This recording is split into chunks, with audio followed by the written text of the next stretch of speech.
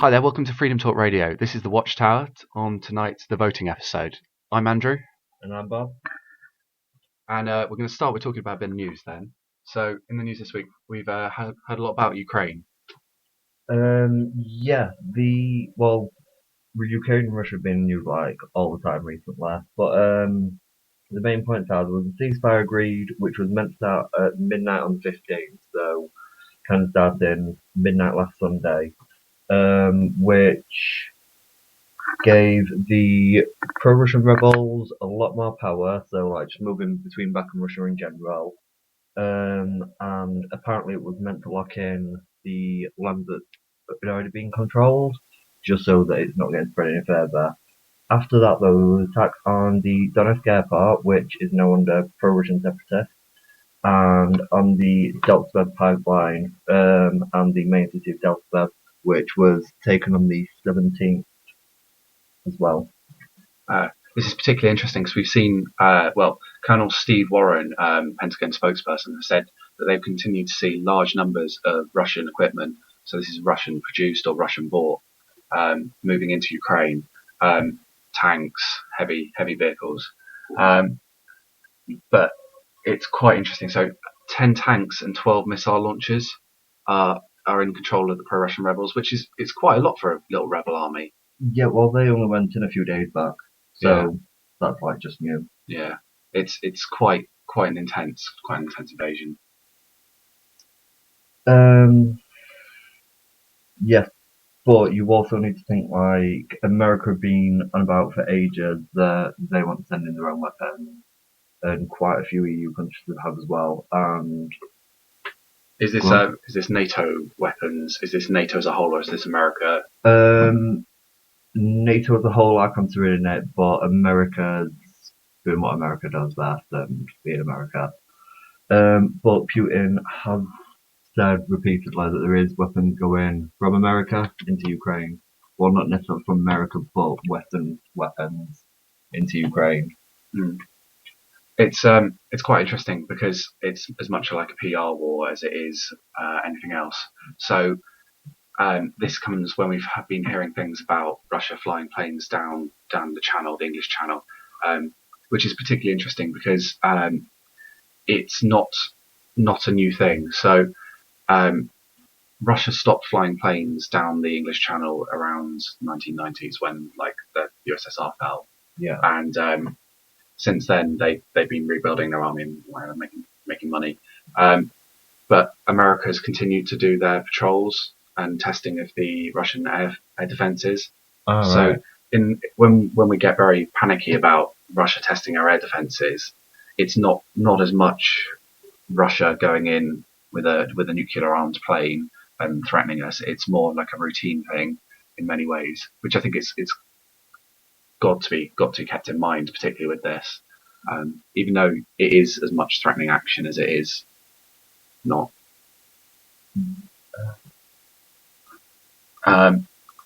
So the Ukrainian president, Petro Poroshenko, has accused Russia of direct involvement in the sniper fire, which killed dozens of protesters in central Kiev, which is quite interesting. So we're kind of getting to the stage now where it is literally tit for tat. So one is saying you're doing this, and the other saying no, I'm not. It was quite interesting. Did you see America at the NATO meeting say you just need to admit what you're doing. You need to admit that you've got forces in there, and you need to admit you're supplying them, and they just didn't. I think it'd be quite interesting when it comes to light. Yeah. I think that when it does come to light, yes, Putin has been helping a lot and doing what Putin does, but it's getting to a point now where Ukraine kind of literally just caught in the middle. Ukraine isn't an issue. Ukraine's just becoming a battleground between East and West. Yeah, it's important to remember that there are Russian speakers and people that would identify themselves as Russian in that area, and whether that area should become Russian is up for debate. So in the same way that Crimea was annexed, whether that was entirely in the most politically correct way, sending your forces in and then just taking it over. I mean, the vote was something, but it's not. Yeah, I want to say I can't remember what the result was, but didn't they have an actual, not referendum, but they had something out just to actually see which of them were wanted to remain part of Ukraine and how many wanted to join Russia itself. yeah. So 96% voted to join Russia, which is quite impressive actually. With only 2.51% voting to restore the 1992 constitution and 0.72% wanting to, well, they just didn't vote, invalidated votes, with 83% of the population turning out. So I remember at the time there was a bit of an issue about the legitimacy of the vote and how authentic it was, but it's quite a stark thing. And that's, remember, this is Crimea was formerly a Soviet launching base, so there's actually like ports and things on there that belong to Russia. So there are Russian workers and Russian families that are based around these areas. So it's likely that is primarily that's why. Going to be a major influence. So the voters would have themselves been Russian, and obviously Russians are going to vote to be part of Russia. It's interesting to see though that whereas before it was the army that went into Crimea, it's like pawns using the pro-Russian rebels and just arming them. It's a very different tactic. It's in some ways it is, but in many ways it's also no different from what Western forces do. Okay, we've been funding ISIS for years. We set them up. Well, we fund the people that are currently fighting against them. Yeah. But yeah, we did set up ISIS like 10 years ago. That's one thing that I've found out past few days. We've been looking into it. Should we move on? Yeah. So the next topic of news is good old HSBC. So they're still doing well. They're doing so well that I love HSBC. Yeah. They're my bank. Yeah. Yeah. So what happens when you've got a lot of money in a Swiss bank account that you to buy a Swiss bank? That's what you need to do. Yeah. The past several years has been helping people launder literally millions, and I think in some cases they are expecting billions overall. Not got an exact figure yet. Police have been raiding the Geneva offices, but it's been reported that the Tories have managed to get 5 million rolling through it. And there's also been an open hearing at the moment with HMRC. HMRC are involved just because they deal with all tax, all revenue, going in and out. So whatever HSBC is taking through, they have a copy of it all. But they also weren't aware of anything that was going on.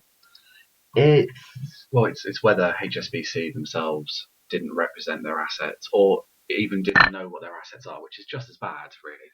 If you don't know what your business has, then what kind of business are you running? Well, I don't know, because HSBC got caught a few years back laundering money for the Mexican drug cartels, so they've got a long history of it already. It was shown that several of their clients are actually known criminals who aren't supposed to have assets available to them, yet they did. And HSBC, you can't run an operation and get a notification from a law enforcement agency and saying that this person shouldn't have whatever they have in your bank, and then carry on doing it. I think that's a failure somewhere, whether that's a failure in process or procedure. Don't necessarily think it's failure in either. I think it's just too much is allowed to be done hidden, just for actually keeping confidentiality. So like transparency. Yeah, so although fair enough, I do get the need for confidentiality, but when it's working within the government, or at least relating to the government on some level, surely we need some form of crossover. Yeah. especially when we've got such a high dependency on it. So with so much money wrapped up in HSBC, so not only abroad money, whereas there's lots of domestic money, so there's mortgages, you've got loans generally, and lots of businesses supported by them. So even the Telegraph, for instance,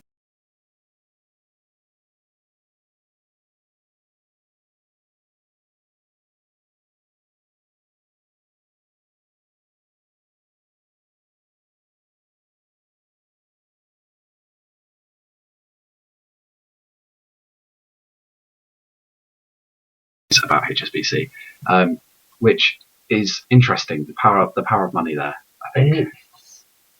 I don't know what else to expect, because that kind of money, you're not then going to turn around and start that mouthing that.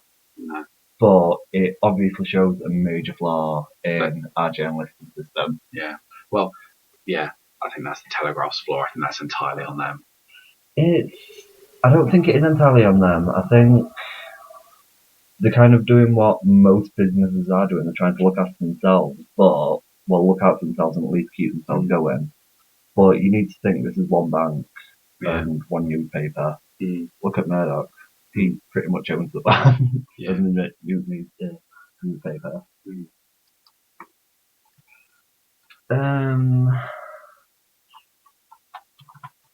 Yeah, I think it's quite interesting that the editor of the Telegraph recently, somebody came out and said that he doesn't want to apologise over the handling of the HSBC, which is that it's interesting in itself because it's almost like we want to justify how we were, which is that's fine, and they have editorial privilege and they can choose what stories they run, but it's the journalistic integrity I think is being wavered here. Yeah. Thank God that we have more than one paper. Yeah. That's all I can say. Yeah. Reliability at the Daily Mail. That's yeah. So who's it owned by? Ooh, I can't tell. Yeah.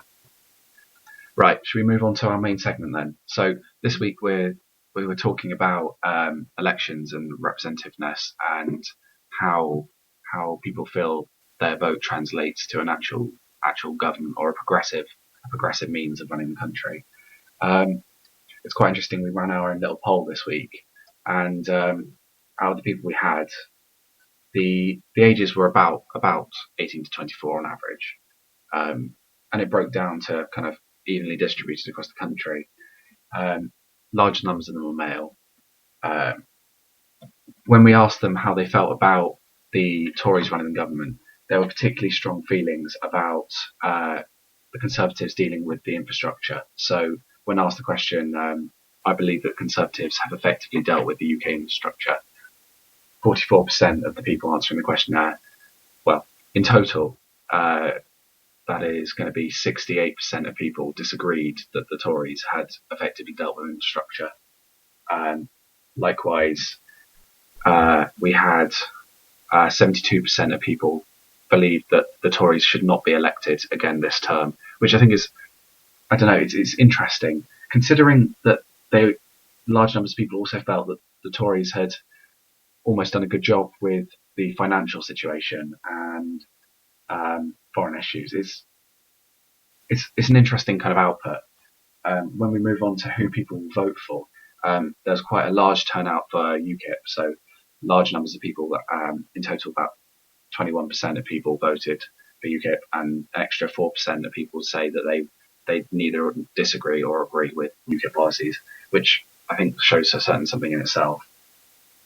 It's UKIP are just kind of pandering to everybody's fears. We're an island nation, so any outsider is just that. It's the outsider. Yeah. We need them gone. We need our jobs, apparently.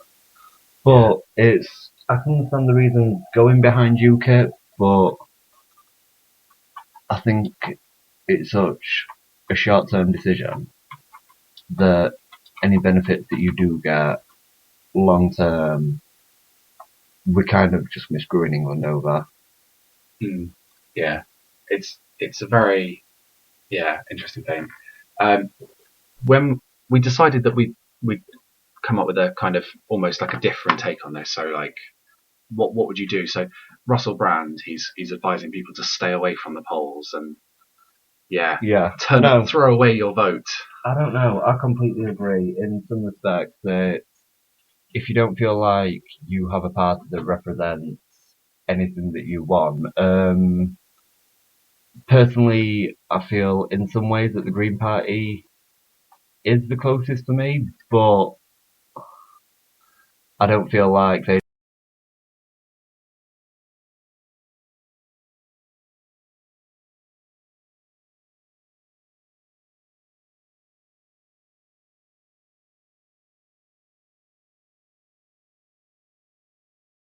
you'll just get lumped in with a massive, actually disenfranchised. I don't want to vote because I either don't know, don't care. Hmm. It we need something to see who actually isn't voting because they don't feel represented. It's all over the media. It's like I said, Russell Brand. It's quite large everywhere. between our particular generation Yeah. and our age group. Actually, I think it's quite interesting when I talk to people I know and talk to my friends. They very often say that they don't know who they want to vote for because they don't either understand the policies or they don't agree with any one group of people in total. They like aspects of different groups, but they don't like the whole thing. And it's really, it's not a tailor-made system. It's very like you buy into a group of policies, which is that's okay, that's fine. But those policies don't tailor to our age group very particularly, and certain other age groups as well. I think in a lot of ways the policies don't really tailor to anyone that's out of their socioeconomic range. Mm. Well, it's true to a certain extent. So if you look at the towns that repeatedly vote Labour, they're largely the northern towns and the coastal. Whereas if you look at the areas that repeatedly vote Tory, it's mainly like southern and the slightly more upper class areas, farming towns. It's a very odd breakdown. So the same groups of people voting for the same thing. A lot of people just vote for what the parents vote for. Mm. It's all that you know most of the time. Growing up, I just knew that you voted Labour. Yeah. I had no idea what Labour did, but I knew that I had to vote for them. Mm. I think that in itself is quite interesting. So if we all inherit who we vote for, then what are we actually voting for? Are we just voting for the same thing? So there should be the same outcome every time. Which is why I think it's quite interesting that now we're tending towards like a mixed party system. So we had a coalition government this time, and that was from actually a large number of it was from the students that voted for the Lib Dems and for the no tuition fees, which obviously never happened, but had an interesting outcome on the election. It kind of shows when a large group of people are appealed to that you can get voted for. Not that we're ever going to vote for Lib Dems. No. But yeah. But again, you're also getting this problem. You're getting a two-party system like we've got at the minute, but you've got one party that's kind of just there to make up numbers. Mm. They have decisions made beforehand half the time. Clegg and Cameron did that they were going to form coalition. I've heard that there's already been talks with the Labour Party about it. Mm. So look what happened when Clegg went and you're voting for people and in a sense they're getting elected, but they're still not getting adequate representation. Yeah. It's like what you were saying with Labour wanting to do the tuition fees, nothing happened. Not Labour, sorry, the Lib Dems, they end up going up. Labour's looking at doing the same now, while actually taking them back down. Yeah. Well, it makes sense to try and to find your allies now, considering we know from this coalition government that having allies before you start is quite essential. I get that, but it's also the fact that this is my government. I don't want it run like a playground, going, you're my friend now, so let's do it this way. Yeah. It's kind of odd as well. So depending on whichever friend gets the more votes is the friend that decides what the group does. Yeah. It's it's not really a policy. It's again just a group of people. So we had an idea, courtesy of a friend, that there should be an option on the ballot paper to decline your vote as in to say that I do not want to register a vote, and also to say that I do not feel represented. So this would change. So I'm assuming there would still be people that wouldn't vote. That's probably a given. There will always be people that won't vote. But I think that would change large numbers of people, certainly in our age group, what they would do. So, I was going to say definitely. You're going to get people, regardless, that refuse to vote. Just some people just are pathetic. But again, I'd argue that a lot of the time they are so pathetic just because they're in a situation where they have no reason to trust. Mm. It's very disconnected, isn't it? So yeah. Politics is very much far away from us. We have very little we just live day-to-day our interaction, lives, and every now and then it's like, oh, now we need to do this. Mm. We get told, which kind of annoys me.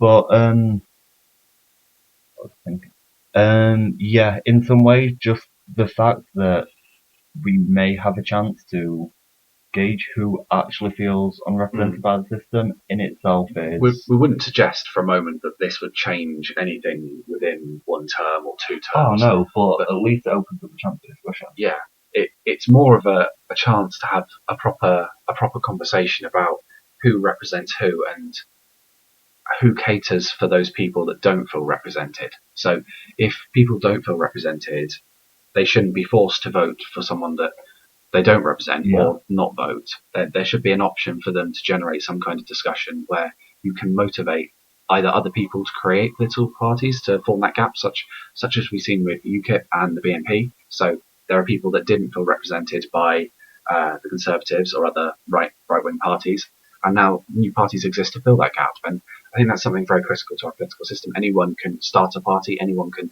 become a member of the system, but there's no way to know what people want without just trying. So I think it'd be interesting you could get actual numbers. You could say that 10% of people don't feel represented within certain communities. It's interesting that you said that, though, that people like UK just get the chance to start their own party, which in a way, yes, it is true. But you also need to look at the amount of funding that's actually going through these parties. You can set a party up, but unless you've got a fair few million coming through, your actual chance of getting properly represented is ridiculous. Some of you may remember with the television debates that were happening not too long back. Green Party was not offered a place. The Green Party actually had the lowest amount of money coming through to support their campaign, and they're then denied a place on TV. Where I know at Cameron this point turned around and also refused to do it purely on that reason. Whether it was actually on that reason or not, it remains to be seen. Because this was also the time they was having other issues within his party. So it could be that, or it could be just let's not have a talk right now. Obviously, either side is valid at that argument. It's interesting when we asked people what they think should happen. So we had 72% of people thought that there should be an option for people that do not feel represented, but only 60% of people thought that there should be an option for abstaining on the ballot paper. Which that makes sense. You're abstaining. You might as well not vote in some ways, but it would be interesting to know whether people willfully decline their right to vote through voting, which obviously is an oxymoron in itself. Yeah. But it's an interesting idea that you should have that ability to say that not for me. This is not the way I want to do it. Obviously, though, you can't affect it if you don't buy into it. Well, yeah, everyone says that if you don't vote, then you have no right to complain. But surely you should have a right to complain if you're stuck in a situation where you don't feel like you have anyone to vote for. Yes, of course.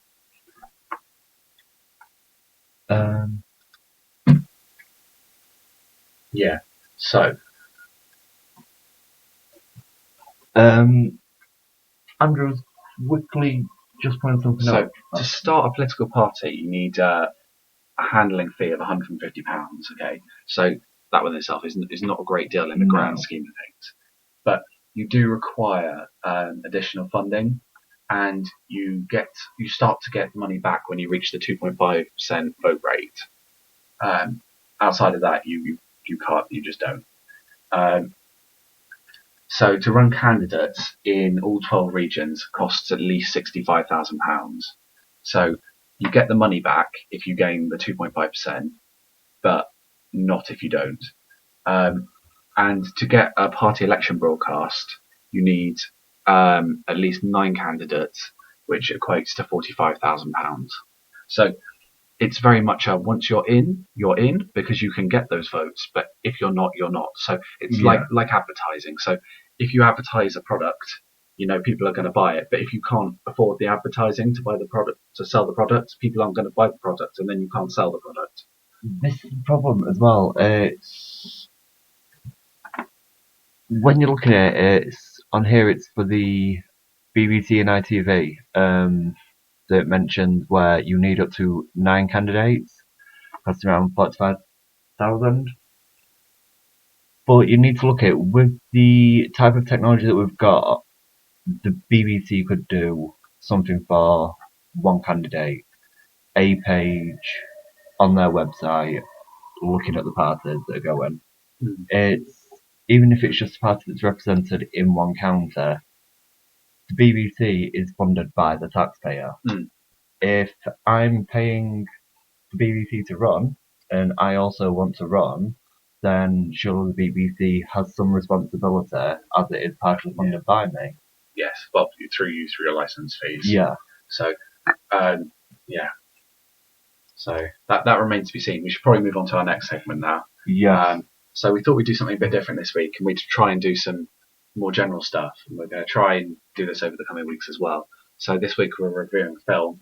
The film we're reviewing is called Cloud Atlas. Amazing. This is a very enjoyable watch. If any of you fancy it, it's a sci-fi story set over 5 different time periods, and it's got Tom Hanks, Halle Berry, and Jim Broadbent in it, to name a few names.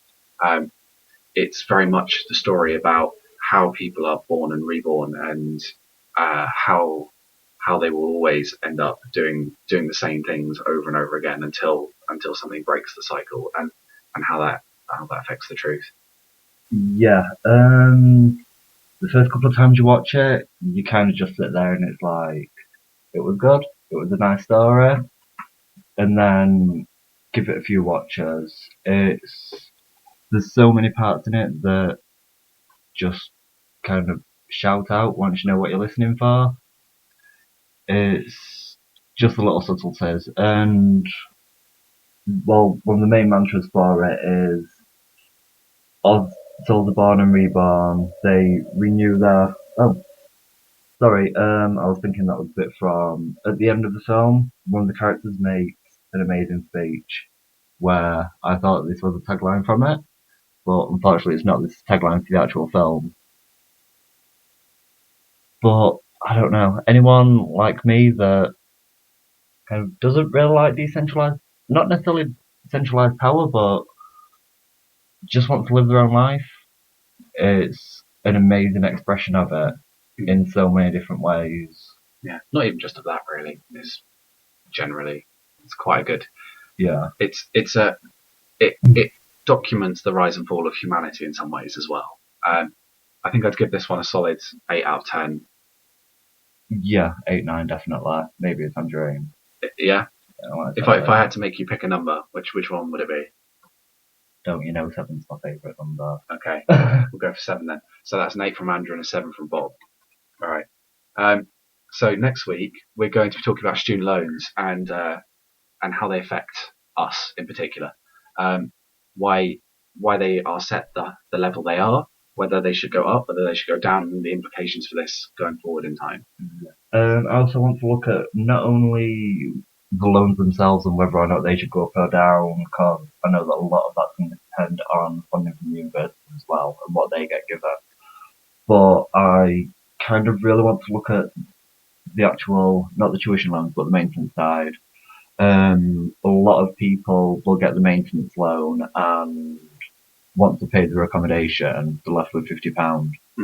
It's you can't afford to be a student, and they'll live. Yeah. It's quite bad. That really sucks. Right, we're out of time now, so thank you very much for listening. You've been listening to the Watchtower on Freedom Talk Radio. I'm Andrew. And I'm Bob. Have a good evening. Good See you night. next week. Bye.